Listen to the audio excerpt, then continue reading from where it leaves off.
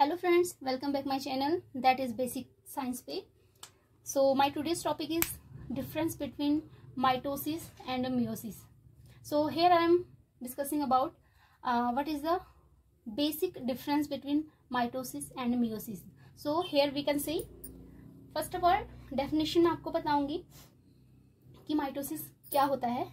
So mitosis the type of asexual reproduction in which the cell divide into producing a replica with a equal number of chromosome. That means कि जो mitosis होता है वो mainly asexual division होता है and जो cell when the cell is divide, जब divide होती है सेल तो वो दो कॉपीज बनाती है और जिसको हम क्या कहते हैं, रेप्लिका कहते हैं या उसका रेप्लिकेशन कहते हैं, जो कि सेम होती है as that of parent cell या मदर सेल जो भी होती है वो सेम होती है.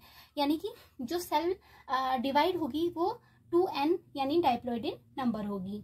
और इसी पे हम डेफिनेशन पे मियोसिस की बात करते हैं.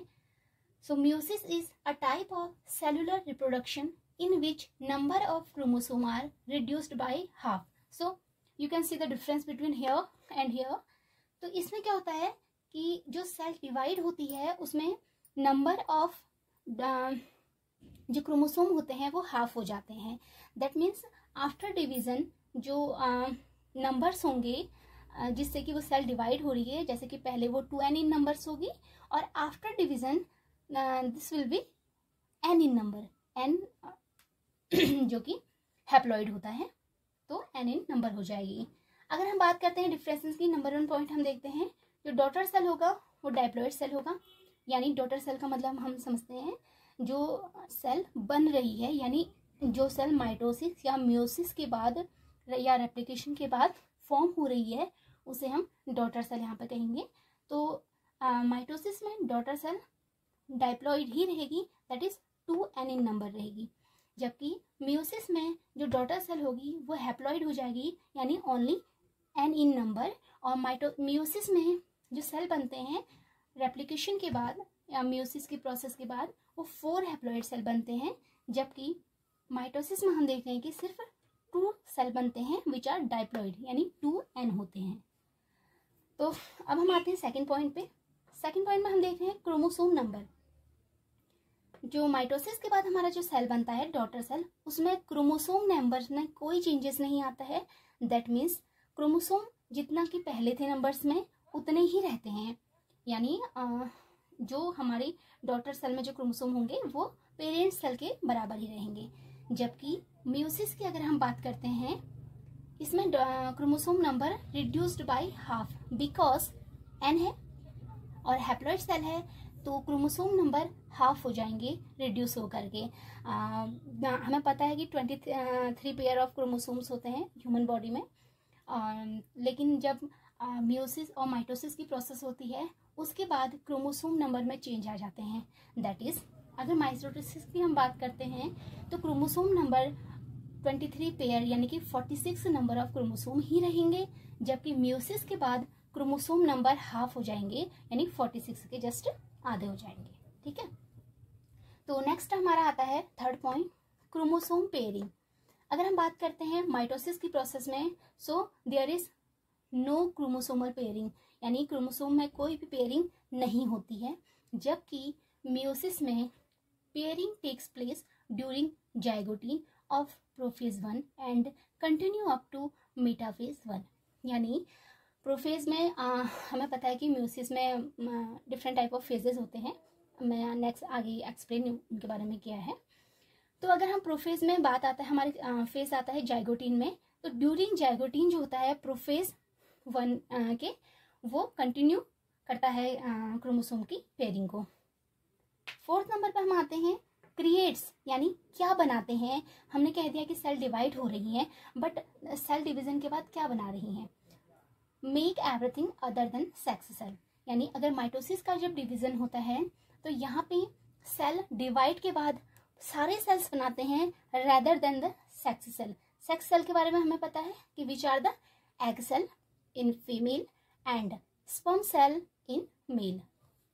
तो यहाँ पर हम देखते हैं मियोसिस की जो प्रोसेस होती है, इन मियोसिस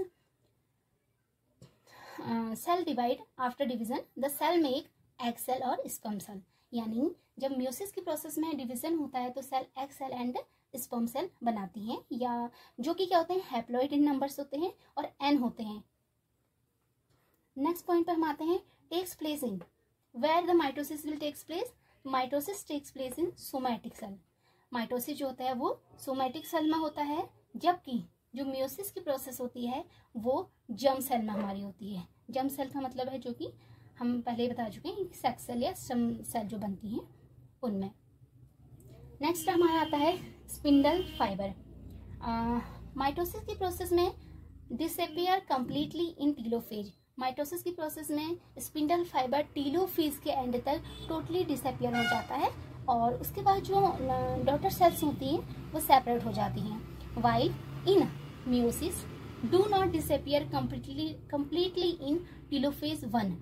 मियोसिस की प्रोसेस में जो स्पिंडल फाइबर होते हैं वो टोटली डिसअपियर टीलोफेज 1 में नहीं होते हैं।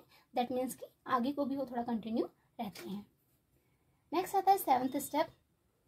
तो स्टेप में मतलब है कि माइटोसिस में कौन कौन से स्टेप्स आते हैं, यानी कितने स्टेप्स में हम माइटोसिस को कंप्लीट कर पाते हैं। तो मेनली माइटोसिस जो होता है वो उसमें 4 फेजेस होते हैं, जिन्हें कि हम प्रोफेज, मेटाफेज, एनाफेज, टीलोफेज। इनको हम ऐसे लिख सकते हैं, प्रोफेज फर्स्ट आता है, then metaphase, then anaphase, then 4th number पर टीलोफेज। अगर मैं इसके शॉर्ट की बात करूं तो आप इसको शॉर्टली ऐसे याद कर सकते हैं, जैसे हम नॉर्मली PMT बोलते हैं तो you can remember it as PMAT। ये कोड की तरह इसको काम कर सकता है। इससे क्या होगा कि याद करने में आसानी हो जाएगी। उसके बाद आते हैं मियोसिस में जो फेज होते हैं। मियोसिस में फेज थोड़ा ज़्यादा होते हैं, यानी इसमें 2 फेजेस होते हैं मेनली, मियोसिस 1 एंड मियोसिस 2। और मियोसिस 1 में जो आते हैं वो अगेन हमारे prophase 1, metaphase 1, anaphase 1 and telophase 1 आते हैं। Same that is in meiosis 2। Meiosis 2 में हमारे जो फेज आते हैं वो सेम फेजेस होते हैं, prophase 2, metaphase 2, anaphase 2 and telophase 2। तो ये चेंजेस यहाँ पर आ जाते हैं। नेक्स्ट हम बात करते हैं पॉइंट 8 नंबर की फंक्शंस, यानी माइटोसिस के क्या फंक्शंस हैं एंड मियोसिस के क्या फंक्शंस हैं। बात हम करते हैं अगर माइटोसिस के फंक्शन की, तो माइटोसिस अगर होता है तो ये कहाँ पे काम करता है, तो या इसके क्या बेनिफिट्स होते हैं। So it help in cellular reproduction, general growth and repair of body healing. तो ये तो आप समझ गए होंगे, रिप्रोडक्शन में हेल्पफुल होता है, प्लस रिपेयरिंग में अगर कहीं पे सेल या टिश्यू डैमेज हो जाते हैं तो वहाँ पे हमें देखा कि घाव बढ़ते हैं और सेल्स बनते हैं उसके बाद ही, तो वहाँ पे जो डिवीज़न होता है, वहाँ पे जो सेल का डिवीज़न होता है वो माइटोसिस के थ्रू होता है। बट जो मियोसिस का जो डिवीज़न होता है वो genetic diversity through sexual reproduction, formation of gamete, यानी कि जब मियोसिस में जो डिवीज़न होता है जेनेटिक डाइवर्सिटीज आती हैं, चेंजेस इन क्रोमोसोम नंबर होते हैं, इसके पॉजिटिव और निगेटिव कई बाकी भी इफेक्ट्स हो सकते हैं, बट जो चेंजेस इन क्रोमोसोम होते हैं, जो डाइवर्सिटी आती है उसे उसमें मियोसिस हेल्पफुल होता है। और प्लस ये मैं आपको बता ही चुकी हूँ कि formation of gamete, you can see here egg cell and sperm cell, so these are the cells जो मियोसिस के प्रोसेस के बाद बनते हैं। ठीक है, नेक्स्ट पॉइंट हमारा आता है prophase 1। Prophase 1 is short and take few hours, यानी कि प्रोफेज जो होता है, माइटोसिस का जो प्रोफेज होता है वो एक शॉर्ट प्रोसेस होती है कंपैरिजन टू दिस वन, यानी मियोसिस की प्रोसेस की। वरना अगर हम सिर्फ माइटोसिस की बात करें तो सिर्फ माइटोसिस में तो जो इसका प्रोफेज होता है वो काफ़ी लेंदी होता है पूरी प्रोसेस के बाकी सारे फेजेस के कंपैरिजन में, लेकिन मियोसिस के कंपैरिजन में जो होता है प्रोफेज इसका शॉर्ट होता है, यानी 11 आवर्स का टाइम ये लेता है। और यहाँ पर हम बात करते हैं comparatively long and may take days, यानी जैसे कि प्रोफेज माइटोसिस का जो प्रोफेज हमारा सिर्फ आवर्स में कंप्लीट हो जा रहा है, मियोसिस का जो प्रोफेज होगा वो डेज हमारे ले सकता है, दिन का टाइम ले सकता है, 1 या 2 दिन या फिर उससे ज़्यादा। बात करते हैं नेक्स्ट 10 पॉइंट की, centromere split and separate during anaphase. तो एनाफेज हमारा क्या है, यहाँ पे थर्ड स्टेप है और सेंट्रोमियर जो होता है, यानी जो माइटोसिस की प्रोसेस होती है, इसमें जो सेंट्रोमियर्स बनते हैं, इससे पहले वीडियोस में मैं डिस्कस कर चुकी हूँ।